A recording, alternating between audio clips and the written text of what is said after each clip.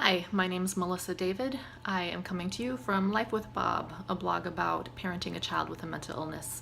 Today I'm reporting from my extremely cluttered kitchen. I'm going to pretend like I don't notice how cluttered it is right now. I could be in my car again, but I'm done weirding my neighbors out for today. So today I'm going to talk about how to explore the world with your child who has a mental illness. It takes a lot of extra time and effort and planning and anxiety to do so.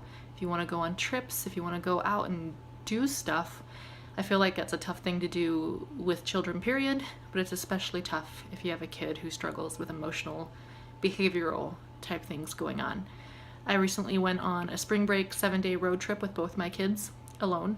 I'm told that I am brave to have done that, but it would have been a lot braver to try to stay home for 10 days straight with just the three of us, completely bored.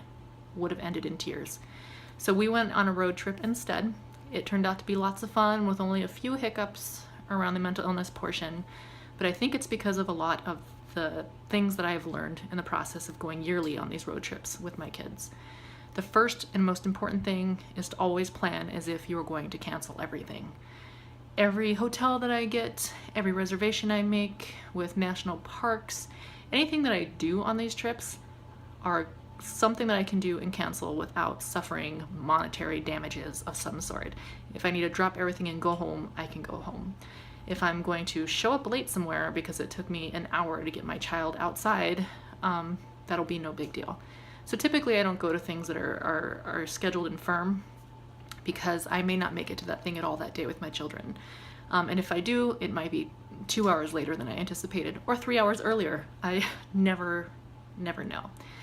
The other tip is to always have an escape route prepared and to never be embarrassed to take those.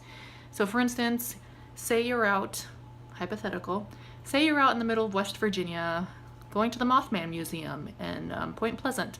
There's this giant statue of the terrifying Mothman.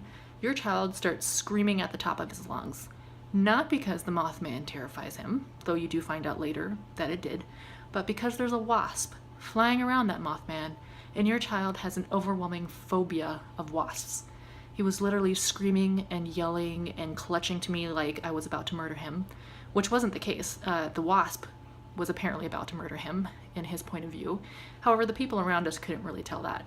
So I had to be able to rush over to the car and get him inside in a way that was not going to in some way hurt him, but was also going to get him to a safe spot in the least embarrassing for him possible way.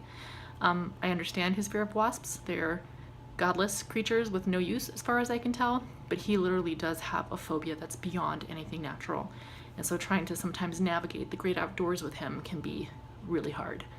Another third tip is to be prepared to take breaks at all times, especially for food, because a hangry child is not an easy person to travel with, let alone a hangry child who has a lot of anxiety and an emotional disorder in the first place.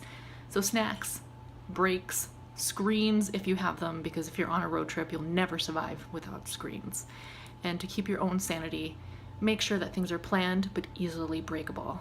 So yeah, those are tips from my end. Once again, I'm Melissa from Life with Bob, a blog about parenting a child with a mental illness.